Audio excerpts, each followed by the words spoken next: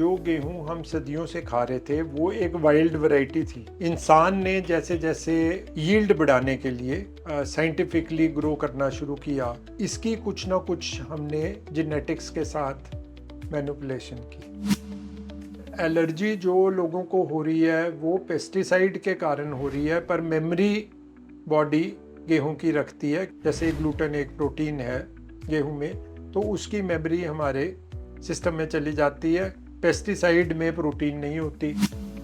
तो एलर्जी में टिपिकली हमारे सिम्टम्स या स्किन के, चमड़ी रिलेटेड, और या हमें नेजोब्रोंकियल, हमें सांस के, या हमें जो हमारा नेजल पैसेज है उसके सिम्टम्स देखने को मिलते हैं। सो गेहूं की एलर्जी की जब बात की जाती है, ये सिर्फ हमारे स्किन और हम अपने चेस्ट सिम्टम्स की बात करते हैं। बड़े लोग, पेशेंट्स जब आते हैं, उनको सीलिएक होता है और कहते हैं हमें वीट एलर्जी। वीट एलर्जी में चेस्ट या स्किन है, और सीलिएक में इवन आप एक छोटा कण भी खा रहे हैं, वो महीनों तक आपकी बॉडी में एक इन्फ्लेमेशन पैदा कर सकता है, जो कि आपकी बॉडी में थकान, जो कि आपकी बॉडी में वेट लॉस, जो कि आपकी बॉडी में फॉगीनेस ऑफ ब्रेन, बड़े सिम्टम्स ऐसे पैदा कर सकती है। सालों से हम, सदियों से हम गेहूं खाते आ रहे हैं और अब बहुत लोग शिकायत कर रहे हैं कि गेहूं से एलर्जी है।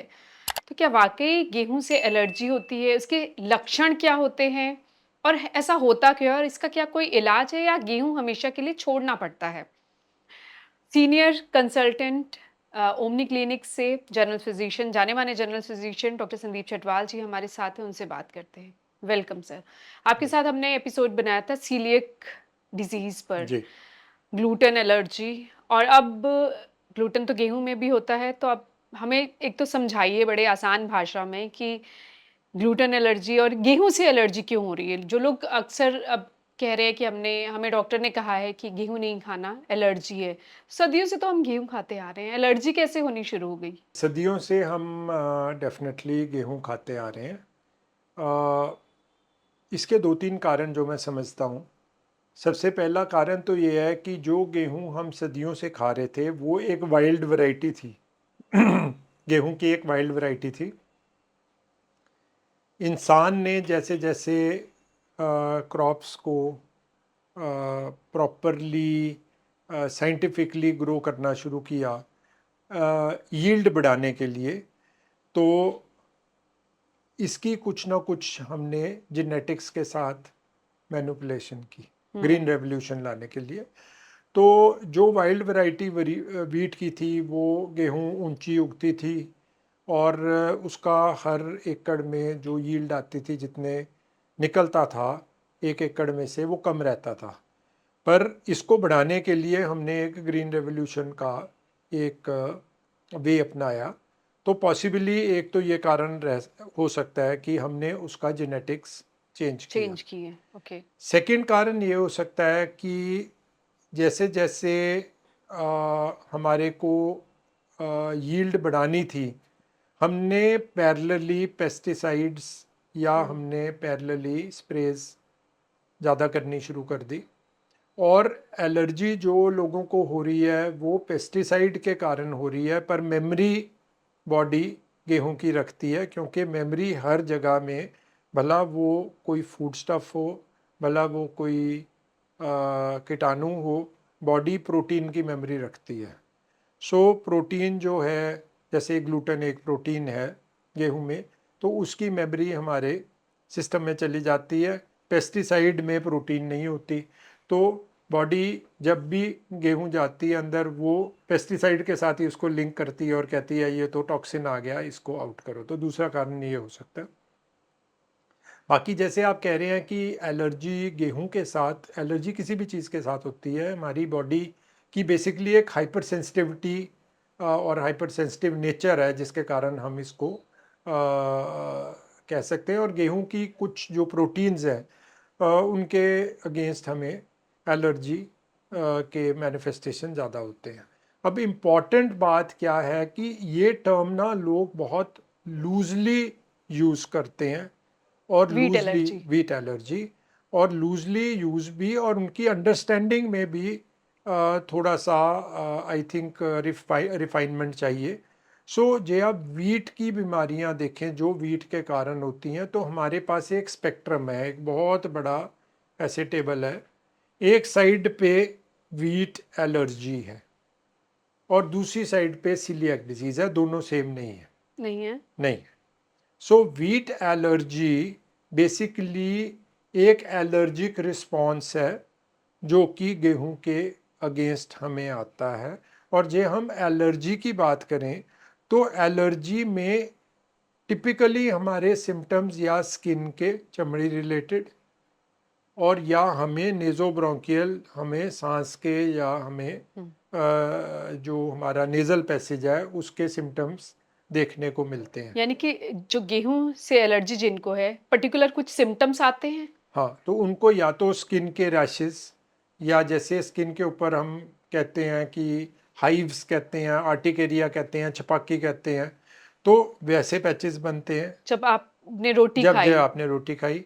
या लोगों को जैसे जो चक्की में काम कर रहे हैं या जिनको एक्सपोजर है ऐसे जहाँ पर गेहूं का छान उड़ता है, तो उनको अस्थमा या कोई नेजल प्रॉब्लम, छींकें, ऐसी प्रॉब्लम्स आती हैं और कुछ जिसको हम पर्टिकुलर। बेकर्स अस्थमा कहते हैं। अच्छा, कुछ और पर्टिकुलर सिम्पटम्स हैं, जैसे कोई भी है, घर पे खाना खाते हैं आप, रोटी खाई और गेहूँ की, और उसके बाद ये सिम्पटम्स नज़र आए तो पता लगता है कि शायद ये गेहूँ एलर्जी हो सकती है और आपको डॉक्टर को दिखाना चाहिए। देखिए, ऐसा है कि गेहूं एक हमारी ऐसी आइटम है जिसको हम दिन में 4 बार, 5 बार, 2 बार, 3 बार खाते ही हैं। बिस्किट में भी गेहूं है, हर चीज़ में ही हुँ। आप जे देखें तो सुबह से शाम तक ऑलमोस्ट हर मील में गेहूं कहीं ना कहीं कंज्यूम हो जाती है। सो यदि किसी को हर मील के बाद या ये क्रॉनिक प्रॉब्लम चल रही है, फिर हम गेहूं के बारे में सोचेंगे। जे आपको एक बार हो रही है और फिर 10 दिन नहीं हो रही, फिर इसको हम गेहूं को एट्रीब्यूट नहीं कर सकते, क्योंकि और बहुत एलर्जेंस हैं हमारे एनवायरनमेंट में जो एलर्जी कर सकते हैं। सो गेहूं की एलर्जी की जब बात की जाती है, ये सिर्फ हमारे स्किन और हम अपने चेस्ट सिम्टम्स की बात करते हैं। अब जो स्पेक्ट्रम की आपको मैं बात कह रहा था, दूसरा एंड स्पेक्ट्रम का सीलिएक डिजीज है, जिसके बारे में हमने पहले एक वीडियो आई थिंक आपसे डिटेल में, विस्तार में बिल्कुल, और बनाया है। डिस्क्रिप्शन में उसका लिंक दिया है, आप उसे भी देख सकते हैं। सो सीलिएक डिजीज में क्या होता है कि एक जेनेटिक हमारी प्री डिस्पोजिशन होती है, हमारे अंदर एक जीन होता है, और जिनके अंदर वो जीन होता है उनको ज़्यादा चांस रहता है सीलिएक होने का। और सीलिएक के अंदर हमारे सिम्टम्स ये नहीं आते, दमे वाले और ऐसे सिम्टम्स नहीं आते, उसमें सिम्टम्स डिफरेंट टाइप के आ सकते हैं, और बहुत स्पेक्ट्रम है, वो हमने डिटेल में डिस्कस किया है। और उसको हम वीट एलर्जी नहीं कहते। बड़े लोग, पेशेंट्स जब आते हैं, उनको सीलिएक होता है और कहते हैं हमें वीट एलर्जी है। हुँ। और स्पेक्ट्रम के बीच में एक और कैटेगरी होती है जिसमें हमारे पास वीट सेंसिटिविटी या वीट इंटॉलरेंस आ जाती है। इनमें पेशेंट्स में सिम्टम्स पेट के होते हैं, गेहूं खाने से पेट में दर्द रहता है, या डायरिया लग जाता है, या कोई पेट के ऐसे सिम्टम्स आ जाते हैं, और गेहूं को बंद करने से ये सिम्टम्स चले जाते हैं। पर ये सिम्टम्स लॉन्ग लास्टिंग नहीं होते, ये आपकी बॉडी में कोई डिस्ट्रक्टिव प्रोसेस सीलिएक जैसा नहीं ट्रिगर करते। सो यदि आपने खाया 2 दिन, 4 दिन, 5 दिन, 7 दिन, आप तकलीफ में रहेंगे, और फिर आप जैसे उसको एलिमिनेट करेंगे अपनी डाइट से, आप बेटर हो जाएंगे। तो वो वीट सेंसिटिविटी है, वीट इंटॉलरेंस है, वीट एलर्जी में चेस्ट या स्किन है, और सीलिएक में इवन आप एक छोटा कण भी खा रहे हैं, वो महीनों तक आपकी बॉडी में एक इन्फ्लेमेशन पैदा कर सकता है, जो कि आपकी बॉडी में थकान, जो कि आपकी बॉडी में वेट लॉस, जो कि आपकी बॉडी में फॉगीनेस ऑफ ब्रेन, बड़े सिम्टम्स ऐसे पैदा कर सकती है। राइट। एक व्हीट एलर्जी अलग है और व्हीट सेंसिटिविटी या व्हीट इंटॉलरेंस 2 अलग चीज़ें हैं।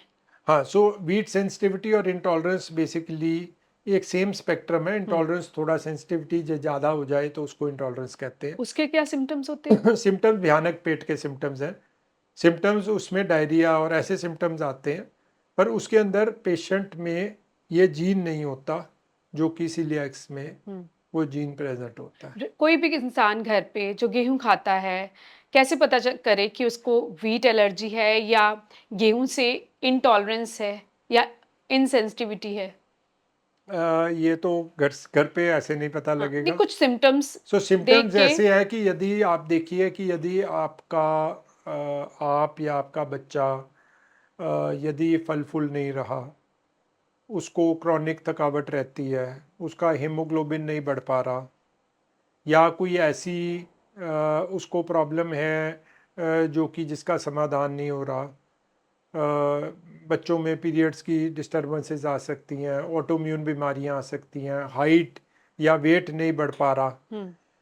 या किसी को ऐसा कोई प्रोसेस है जहाँ पर उन्हें पता है कि गेहूं खाने से हमारी बॉडी में पेट दर्द होती है या डायरिया लगता है, या कोई एलर्जी के चमड़ी पे कोई रैश निकलती है, या उनको कोई जैसे दमे की प्रॉब्लम आती है, तो ये सस्पेक्ट है कि ये कंट्रीब्यूटरी कारण हो सकता है। आगे की जांच जो है वो किसी डॉक्टर के सलाह से होनी सलाह चाहिए। से ही होगी, और आगे का फिर जो प्रोसेस है अकॉर्डिंगली जैसे आपको गाइड किया जाएगा हम्म। वैसे ही आगे चलना पड़ेगा। कोई टेस्ट होता है जिससे पता चलता है कि गेहूं से एलर्जी है या गेहूं से इंटॉलरेंस है? देखिए, एलर्जी का एक बेसिक टेस्ट होता है, हम सीबीसी में यूजिनोफिल काउंट को देखते हैं, हम आईजीई लेवल्स एलर्जी के लेवल्स होते हैं उसको देखते हैं, पर वो स्पेसिफिकली ये नहीं बता पाते कि भाई वो गेहूं के कारण है या किसके कारण है। सो आईजीई लेवल्स जब हाई होते हैं फिर आपको एक डिटेल्ड एलर्जी पैनल करवाना पड़ता है, या आपको स्किन टेस्टिंग करानी पड़ती है, और उससे पता लगता है कि एग्जैक्टली कौन सा एलर्जन है जो आपको एलर्जी कर रहा है। राइट। जो सेंसिटिविटी और इंटॉलरेंस है उसमें हम यूजुअली हिस्ट्री का पैटर्न देखते हैं। जैसे मैंने आपसे पहले बताया कि वीट एक ऐसी चीज़ है जो इंसान डेली बेसिस पे कंज्यूम करता है, तो ये यदि किसी को एक रेगुलर ये सिम्टम पेट का चलता जा रहा है और आपने सारा एक प्रॉपर इन्वेस्टिगेट करके पेट की सारी बीमारियां रूल आउट कर दी, जिसमें बहुत बड़ा बास्केट है बीमारियों का, उसके बाद आप सोच सकते हैं कि कोई फूड रिलेटेड पेशेंट को इंसेंसिटिविटी हो गई है, या जिसके कारण पेशेंट ऐसे सिम्टम्स से पीड़ित है। जब ये प्रूव हो जाता है कि गेहूं से एलर्जी है या इंटॉलरेंस है, तो ऐसे में कोई दवाई दी जाती है या हमेशा के लिए गेहूं छोड़ना पड़ता है? क्या आप सलाह देते हैं फिर? देखिए, गेहूं छोड़ना ही एक बेटर आई थिंक प्रोसेस है, बिकॉज आगे अब जैसे वीट है, गेहूं है, इसके अंदर बहुत प्रोटीन्स होती हैं। सो पहले तो ये आइडेंटिफाई कौन करेगा कि कौन सी प्रोटीन के कारण है। हम्म। ऐसे कुछ फॉरेन कंट्रीज़ में ऐसे प्रोडक्ट्स बने हैं जो स्पेशली ग्लूटन को पेट के अंदर, आंत के अंदर बाइंड कर लेते हैं और सिस्टम में नहीं जाने देते, क्योंकि ग्लूटन सबसे कॉमन एक ऐसी प्रोटीन है जो एलर्जेनिक है। बट मैं समझता हूँ कि वो सारे प्रॉब्लम्स का समाधान नहीं कर सकती, और इसमें बेटर यही है कि और बड़े ग्रेन्स हैं, आप बाकी ग्रेन्स पे शिफ्ट कर सकते हैं। मिलेट्स हैं, राइस है, मेज़ है, एमरांथ जिसको कुट्टू कहते हैं, जी। कुट्टू है, रागी है, बाजरा है, तो बाकी बहुत तो प्यार ही बड़ा है गेहूं से खाते आ रहे सोच हैं की शुरू बात है। से, है ना? सोच की तो बात है। गेहूं, अगर गेहूं की रोटी नहीं खाई, इससे लगता है कुछ खाया ही नहीं है। एनीवेज, जिन्हें एलर्जी है या जिन्हें इंटॉलरेंस है उन्हें तो छोड़ना पड़ेगा, पर गेहूं से एलर्जी और ग्लूटेन एलर्जी एक ही चीज है? गेहूं से एलर्जी और ग्लूटेन एलर्जी सेम चीज़ है, क्योंकि देखिए गेहूं में और भी प्रोटीन्स एलर्जी कर सकती हैं, पर कॉमनेस्ट प्रोटीन जो एलर्जी करती है वो ग्लूटेन है। सो इसको आप एक इंटरचेंजेबल टर्म में यूज़ कर सकते हैं। सो ग्लूटेन एलर्जी भी उन्हीं को होगी जिसमें ग्लूटेन होगा, और सबसे कॉमन ग्रेन जिसमें ग्लूटेन है वो गेहूं ही है। किन बातों का ध्यान रखना चाहिए जो जिन्हें गेहूं से एलर्जी है? कंटेमिनेशन को प्रिवेंट करें। हम्म। आप बॉडी में जो कोई एलर्जिक रिस्पॉन्स जाएगा, या कोई ऐसा चीज, ऐसा कोई आइटम जाएगा जिस जो आपकी बॉडी को नहीं पसंद, तो वो एक एलर्जी रिएक्शन शो करेगी, और हमेशा जब आप खाते जाएंगे पिछली बार से वो एलर्जी रिएक्शन और ज़्यादा भयानक होता जाएगा, क्योंकि बॉडी में हमारे एक मेमोरी रहती है, और वो मेमोरी फिर एक्सपोनेंशियल होती है, वो बार बार जैसे जैसे ट्रिगर अंदर जाता जाएगा वो बढ़ती जाएगी। सो कोशिश यही करें कि अपनी बॉडी अपनी खाने को कंटामिनेट ना होने दें और ग्रेन्स और बाकी और हाँ। पदार्थों में ज़्यादा अपना मिक्स गेहूँ नहीं का हाँ कण फिर भी नहीं जाने चाहिए फिर कण भी दूसरे नहीं, अनाज की जो आप खाना खा रहे हैं। यदि प्रूवन है हुँ। तो डेफिनेटली फिर नहीं जाना चाहिए। अच्छा, ये हमेशा के लिए होती है या कुछ साल के बाद आप फिर से शिफ्ट कर एलर्जी सकते की हैं मेमोरी रहती है बॉडी में। सो जब एक बार हो जाए किसी भी गेहूँ से? चीज़ की एलर्जी, तो कोशिश यही करनी चाहिए, क्योंकि गेहूँ एक ऐसा आइटम है जो हमने रैंडमली नहीं खाना। जब हम खाना शुरू करेंगे तो हम रेगुलर ही खाएंगे। हुँ, सो लेवल्स उसके नीचे आ जाते हैं, जो आईजी लेवल्स हैं, जब हम उसको एलिमिनेट करते हैं डाइट में से, निकाल किसी भी देते हैं। एलर्जन को निकाल देते हैं, तो उसके लेवल नीचे आ जाते हैं। पर आपकी टेंडेंसी आपकी वो रहती है, फिर भी पोटेंशियल तो रहता ही है कि दोबारा ये स्टार्ट हो सकती है। गेहूँ से प्यार बड़ा है। जाते-जाते एक मैसेज ज़रूर दे दीजिए जिन्हें गेहूँ से एलर्जी है या व्हीट एलर्जी जिसे हम कहते हैं या व्हीट इंटॉलरेंस है। ऐसे दर्शकों के लिए एक मैसेज ज़रूर दीजिए। मैसेज मैं यही दूंगा कि मुझे भी सीलिएक डिजीज़ है और लाइफ मेरी बड़ी अच्छी चल रही है। तो बहुत ये सालों सारी से बहुत सालों से आपने है। गेहूँ नहीं खाया है, मुझे हो गए ऑलमोस्ट अब 20 साल होने वाले हैं। गेहूँ तो छोड़े हुए। गेहूँ छोड़े हुए, और मेरी लाइफ में ऐसी कोई चीज़ नहीं है जो मैं मिस कर रहा हूँ। तो मैं ये मैसेज देना चाहूँगा कि ये सिर्फ आपकी सोच की बात है, ये आपका सिर्फ स्टेट ऑफ माइंड है। और प्रभु ने, नेचर ने बहुत और पदार्थ बनाए हैं खाने के लिए, और बहुत और ग्रेन्स बनाई हैं, और जो कि आपकी बॉडी को उतना ही स्वस्थ और उतनी ही एनर्जी दे सकती हैं। यदि आपकी बॉडी में कोई ऐसी चीज़ जा रही है जो आपकी बॉडी को जो आपकी बॉडी टॉलरेट नहीं करती, या आपकी बॉडी उसके अगेंस्ट एलर्जी शो करती है, तो उसको उसको खा के सफ़र करने से बेटर है कि उसको ना खाएं। एक बार आपके साथ ज़रूर कोशिश करेंगे बात करने की, आपकी सीलिएक डिज़ीज़ को आपने कैसे हैंडल किया, आपका एक्सपीरियंस ज़रूर हम जानने की कोशिश करेंगे जी नेक्स्ट एपिसोड्स में। जी थैंक यू सो जी। मच।